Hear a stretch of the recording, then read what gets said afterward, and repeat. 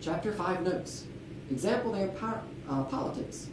How organizations come to be dominated by a small self-perpetuating elite. A lot of people say that's like our political system.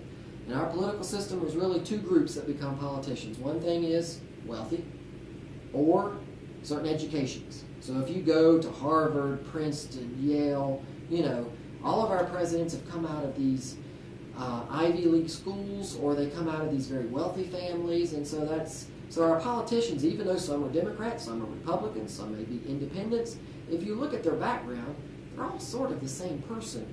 They just picked a different party that they end up representing. But their background is really the same.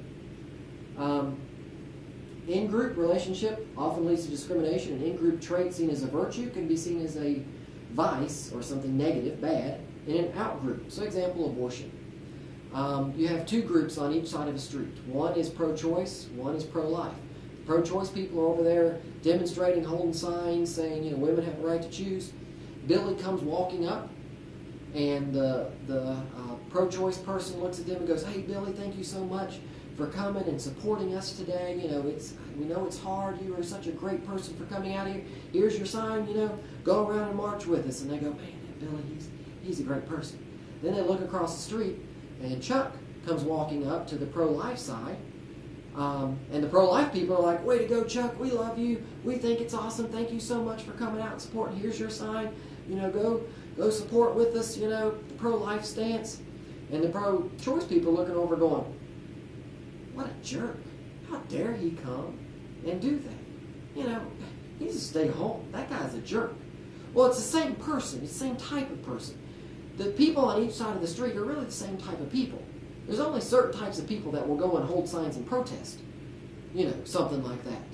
And so really they're the same type. They're people that are so passionate about their beliefs that they're willing to make a public stance on it. So really they should look over and go, "Wow, those pro-choice people, okay, I don't disagree with them, but I'm impressed with the fact that they're willing to come out here and do this." But normally that's not the case. Normally, even though it's the same type of person, we don't like the people on the other side because they're protesting against what we're protesting against. So, a virtue, way to go, way to protest with us, or way to stand with us, can be seen as a negative if they're doing it on something that we don't agree with. Okay, social networks are the links between people. Social networks is something that sociologists are really big into. We're always looking at social networks and how people interact with each other through their network. Example, Milgram sender-receiver experiment. So could we start a list of everyone we know, then everyone they know, and finally include everyone in the entire U.S.? Milgram sender-receiver experiment? We don't know. There's just no way you can know. Is there somebody out there that maybe we couldn't include in the study? Possibly. But the fact is, if you start trying to do that study, a lot of this Milgram sender-receiver, what they do is they give people a list of names and addresses and say, see if you can get a letter to this person without delivering it to them directly unless you know them by name. And so that's the way they do it. But the problem with that is they have a name and an address of somebody. Probably if there's somebody out there that would not be included, it would be somebody who, homeless maybe, doesn't have an address, doesn't get mail. Are there people out there that maybe nobody knows? Possibly, but we really don't know. Gender networking, using gender to try to get ahead. Now, when they say gender, they're really meaning sex. It's male-female. Gender is masculine-feminine, but people don't like sex networking because they'd be afraid it would represent something else or somebody might get the wrong idea. So they say gender networking, but they're really meaning males and females. Men have been doing it for years. If I was in a company and I was trying to move up and there was a position right above me that was open and the owner of it, which is a man, which more than likely it's going to be, I would invite that man out to play golf with me. I would get tickets to New York Knicks basketball game or something and go to a basketball game with him. I'd hang out with him in some way, become buds. Well, for females, that's always been difficult because, if you invite a man, if you're a female and you invite the boss out, somewhere, and the two of you go somewhere, then you got people talking. Well, why Susan got the job.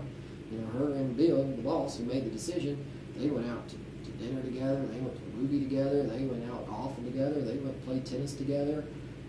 What's going on there? So it's always been difficult for women to do gender networking because most of the time the boss was a man And it's difficult for a woman then to become friends, to become buds with that man without it looking inappropriate. Whereas men have been doing that for years and it not looking inappropriate. So it's something that a lot of places are trying to help women with. For example, Hollins University now, if you graduate from Hollins, you get a list of people in your area that have graduated from there, where they are, a contact. So if you graduated in a communications degree and you were in the theater club, you get a list of people that graduated with a communications degree. You could look at it and go, ooh, Susan graduated 5 years ago and she now works for NBC in New York City. Here's her email, and she was in the theater club too. She was in some plays. So then you could email her and say, hey, I just graduated from Hollins. I saw that we coming to New York. Maybe we could get together and go see a play or something. And so groups are trying to make it easier for women now to gender network, whereas men have been doing it for years. Problems with bureaucracy, red tape, Mother Teresa example. Mother Teresa visited New York. While she was there, she saw this rundown building and said, hey, I would like to try to turn that into a homeless shelter. It's one of those old 3-brick thick buildings. And so they got together, they looked at how much it would cost, they came up with a number, and she said, okay, I'm here for a while. I'm going to try to raise enough money to get that changed over to a homeless shelter rather than just a rundown building. But then the state stepped in and went, wait a second. If you're going to change that into a homeless shelter, you've got to make it handicap accessible, because federal law requires handicap accessibility to any new type of business this way. They go, okay, well, let's go back and look. They looked, it's doubled the price. She's like, there's no way I can raise this much money in this short amount of time. It'd be cheaper to just build one from scratch at this point. And they're like, we don't care. We would rather have homeless people out on the street than to potentially turn away one handicapped homeless person. And so, sometimes people look at that and go, is that bureaucracy getting in the way? Or is that bureaucracy doing the right thing? Some would argue it's doing the right thing, because if they gave a pass to Mother Teresa for a homeless shelter, McDonald's maybe doesn't make their place handicap accessible. And, it becomes difficult for handicapped people. So it's, bureaucracy is one of those things. Sometimes it looks bad, sometimes it's helpful, sometimes it might get in the way a little bit. And then, dyad, group of two. They are the most intense and they're the most unstable. Why? It's just two people. There's nobody there, to try to mediate between the two people. I mean, if you get mad at your best friend and you two are kind of really close, you probably have an ugly split, because it's just you two. It's more intense. If you only have one best friend, you tell that person a lot of private things, secrets, that you wouldn't tell your 7 good friends.